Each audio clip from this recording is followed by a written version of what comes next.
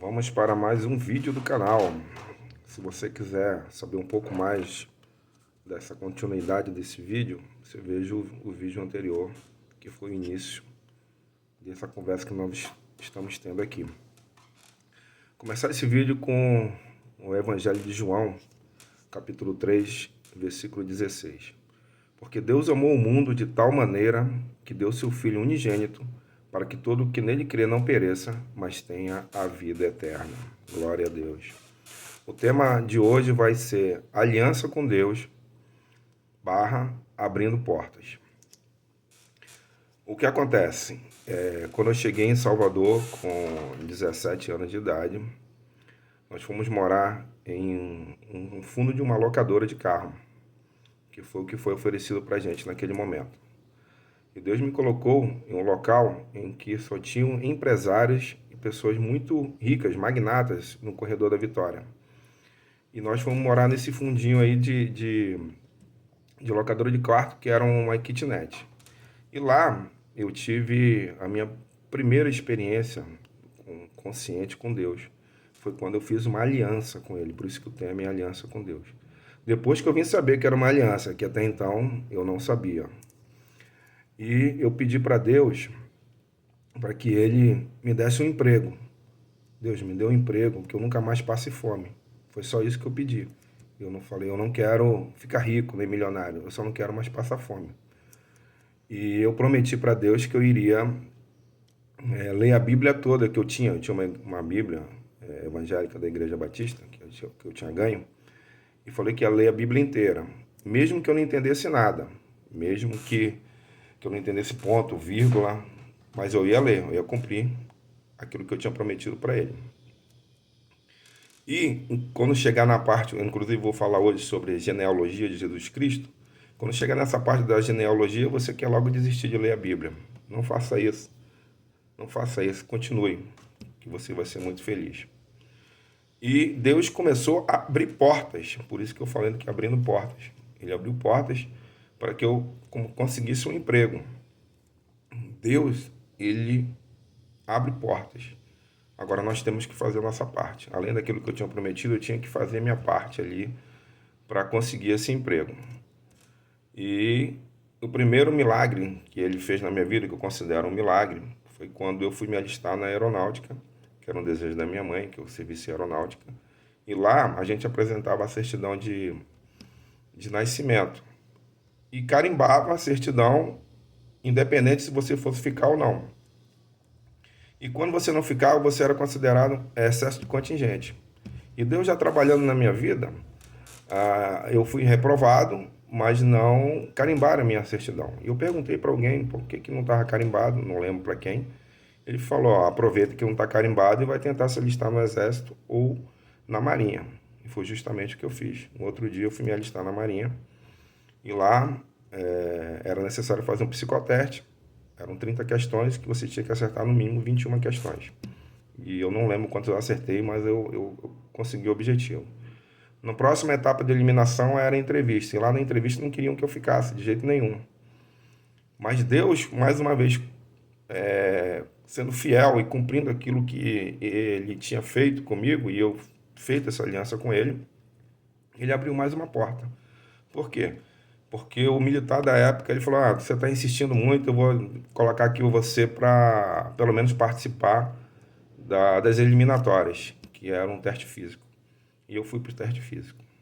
Para o vídeo não ficar mais longo, depois eu dou essa continuidade de como as outras portas que Deus abriu e como que eu ingressei na Marinha através de Deus. Porque Ele que fez eu estar até hoje. Sem Ele eu nada conseguiria fazer. E Efésios capítulo 3, versículo 20 diz assim, aquele que é poderoso para fazer tudo muito mais abundantemente daquilo que pedimos ou pensamos. E Deus realmente faz muito mais do que a gente pede.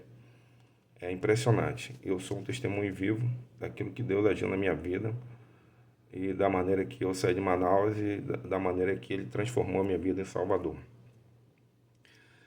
Hoje a gente vai falar um pouco sobre a aliança com Deus. Apocalipse capítulo 3, versículo 8, está escrito o seguinte. Isso aqui é uma carta do apóstolo João, que escreveu na ilha de Patmos, para a igreja de Filadélfia. E lá ele escreveu assim: Eu sei as tuas obras, eis que diante de ti pus uma porta aberta, e ninguém pode fechar. Tendo pouca força, guardastes a minha palavra e não negaste o meu nome. Então é muito forte quando Deus abre as portas para você. Cumpra, faça a sua parte. Aliança com Deus. Que seria? Que era essa aliança que depois eu descobri depois de me converter? Que está escrito em Salmos, capítulo número 37, verso 5. Entrega teu caminho ao Senhor, confia nele e ele tudo fará. Então Deus trabalhou brilhantemente na minha vida, por isso que eu estou tendo essa oportunidade de falar um pouco mais de Jesus Cristo. Na genealogia de Jesus, que encontra-se lá em Mateus, no capítulo 1, existem 4 mulheres citadas ali na genealogia. Genealogia é a sequência da família de Jesus, né? De onde ele veio até ele nascer. E lá são 4 mulheres. Tem a Tamar, a Raabe, a Ruth e a Batseba. Talvez a Batseba seja a mais conhecida de todas. Mas para quem não conhece, ela a gente vai falar em cada vídeo de uma. E nesse vídeo de hoje eu vou falar da Tamar. Quem era Tamar? Tamar era nora de Judá. Tá? Nora de Judá. E Judá era filho de Jacó. Jacó teve 12 filhos e uma filha. E Judá foi o 4º filho de Jacó.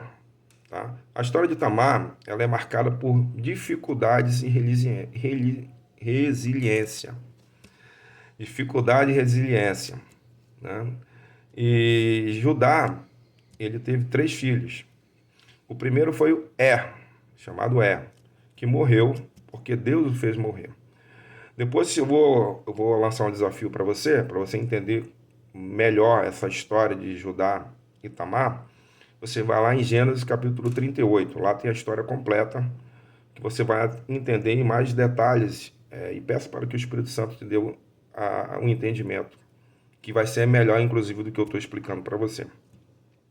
Então Deus tirou a vida do porque ele era uma pessoa ruim, ele era mau. E na lei de antigamente, o segundo filho teria que casar com a cunhada, para manter a descendência. Então o segundo filho foi Onã. E Onã não queria continuar a descendência de E o que ele fazia? Após o relacionamento que eles tinham, ele jogava um sêmen no chão, jogava fora. Isso você vai ler no Gênesis 38. E por isso Deus também o fez morrer. Só que o Judá, ele não via os defeitos dos filhos. Como a maioria dos pais, não consegue ver os defeitos dos filhos. Então, ele não percebeu que o problema não era Tamar, que o problema era nos filhos. E por isso ele não deu o seu terceiro filho, que é Selá, para Tamar casar com ele para manter a lei e manter a tradição. Ele falou que quando Selá fosse adulto, que ele chamaria Tamar para casar com Selá. Só que Tamar voltou para a casa dos pais. E Selá cresceu, e Judá, com medo de perder mais um filho, não chamou Tamar para casar com seu filho. Só que ela ficou sabendo que ele já era grande e que Judá não queria dar para casamento. O que ela fez? Ela se fingiu de prostituta para engravidar de Judá e salvar a sua sobrevivência. Porque naquela época, uma mulher que não era casada, não tinha descendentes, ela passava necessidade, muita dificuldade realmente. Por isso já a preocupação de Jesus quando ele veio com as viúvas e os órfãos. Então ela fez isso por uma necessidade. E como pagamento, porque ela estava vestida de prostituta e ele não tinha dinheiro naquele momento para pagar, ela pegou um lenço, pegou um selo e pegou o cajado de Judá como pagamento. Só que na hora que ele veio trazer o dinheiro, ela já não estava mais lá porque ela não era prostituta, ela era uma viúva. Judá ficou sabendo que ela engravidou e a lei mandava apedrejar. Ou seja, Judá mandou apedrejar Tamar. Só que antes de ser apedrejado, o que ela fez? Ela apresentou quem seria o pai daquela criança que ela estava esperando. E ela apresentou o cajado, apresentou o lenço e apresentou o selo. Foi quando Judá percebeu que ele era o errado na história, por não ter dado seu filho Selá para casar com ela. E ele percebeu naquele momento, Judá reconheceu que Tamar era mais justa do que ele. Então essa história parece um pouco complicada, mas quando você lê, quando você lê Gênesis capítulo 38, você vai entender com mais detalhes isso daí. E Tamar teve 2 filhos, teve o Pérez e Zerá, tá bom? Então essa é a história resumida de Tamar, que está em Gênesis capítulo 38. Então no próximo vídeo eu vou falar um pouco mais de outra da genealogia, que é Raabe. Raabe era prostituta, mas tem uma história muito linda com o povo de Israel, o povo de Judá. Tá bom? Então eu vou encerrar esse vídeo, que já está mais longo do que eu pretendia fazer, com Marcos capítulo 14, versículo 38. Vigiai e orai para que não entres em tentação. O espírito, na verdade, está pronto, mas a carne é fraca. Que a paz de Deus, que excede todo entendimento, esteja com todos que estão assistindo esse vídeo e seus familiares, em nome de Jesus. E até o próximo vídeo.